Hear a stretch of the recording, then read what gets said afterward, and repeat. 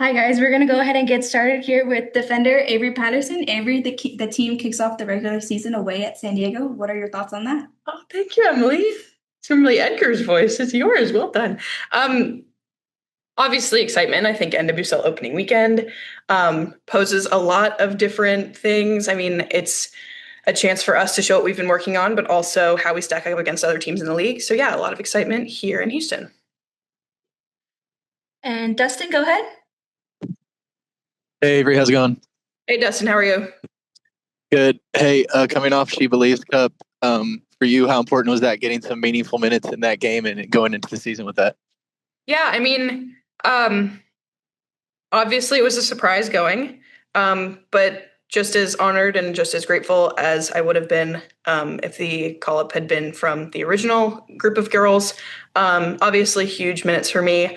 Gets your confidence up, gets your feet underneath you in game minutes. I realized before that game that we hadn't played like a 90-minute game since November, since Portland, and I had my black eye, so I only played 45 minutes in that 90-minute game. But yeah, awesome to get minutes underneath my legs and get back into the groove of things.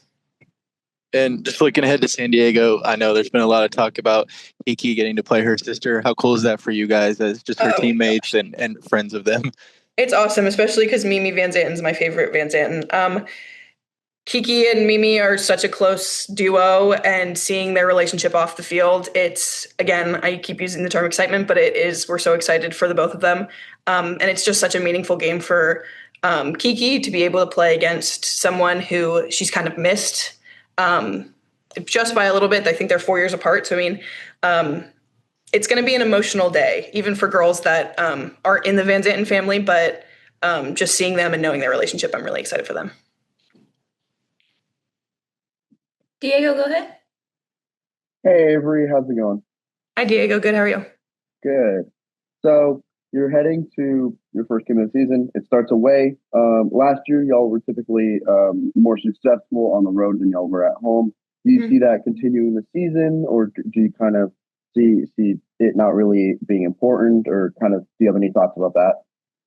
Yeah, I think we were susceptible to losses away last year, like you said, but that's something that we've been kind of working on in the offseason. I think it's a mentality thing more than um, a technical execution or a tactical execution. It's really our mindset heading into games. You know, how do we make an away game feel like a home game?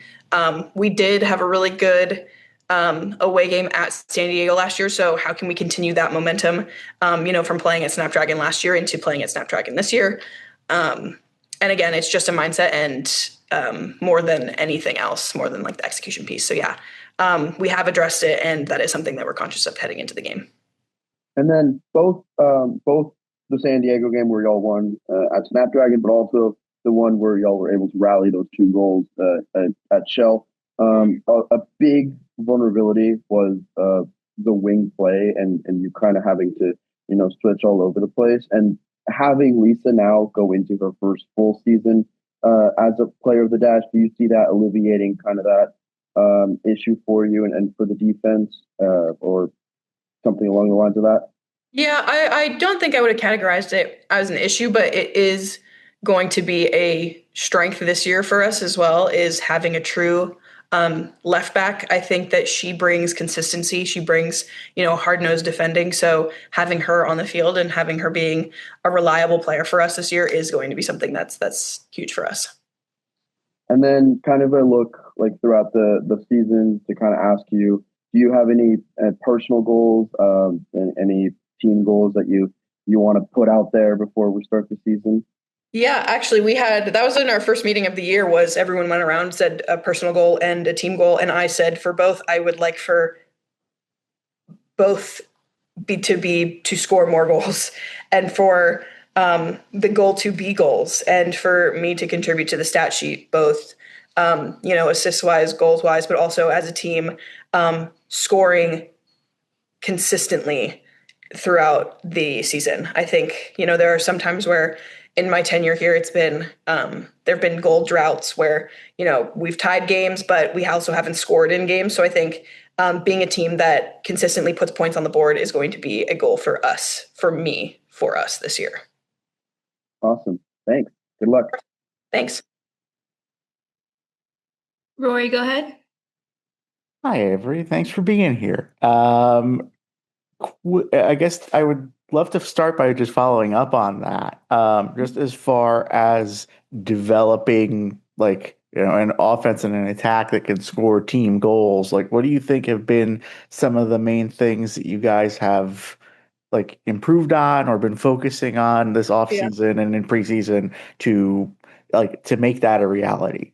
Yeah, I think I mentioned this earlier, but it really is a mindset and a mentality piece. It's not that, we don't have girls that are good at finishing or good at shooting. It's really getting in the positions to have those opportunities in the first place. And again, I think that's a mindset of how many players can we get forward? How many people can we get in our attacking half of the field rather than, defending 8 behind the ball? Can we afford to have 4 behind the ball and, however many 6 up the field? So, I mean, it's a tactical thing, but it's also a mindset thing of let's get into the box as much as we can.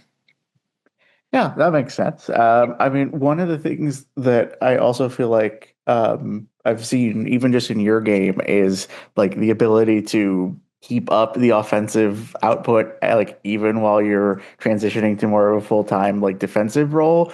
What do you feel like has been the key to keeping up your offensive contribution even as you've been moving further back in the line? Yeah, I mean, it's not something that I'm conscientious of just because I think that I am more naturally inclined to be a more offensive player. I think what I am working on is to not hinder that, but to be more disciplined defensively. I think my tendency and what I do so naturally is go forward. So I think that's not something that I'm super conscious of, but rather something that I need to be aware of, if that makes sense. I don't know if I'm answering your question, but that isn't something that I necessarily feel like I need to work on because that is something that I do too much of, if anything, in the first place. So yeah, honestly, being more disciplined defensively is what I am trying to improve on.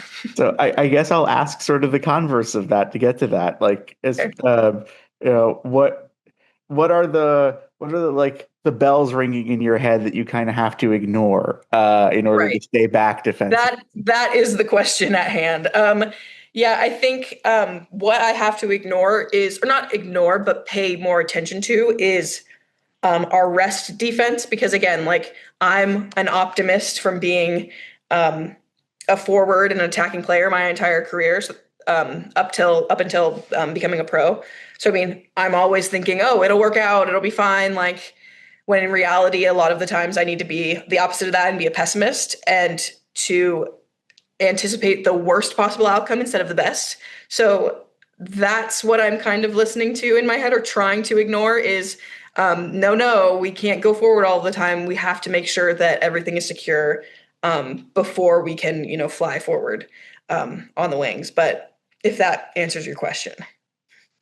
That very much does. Thank you. Okay, perfect.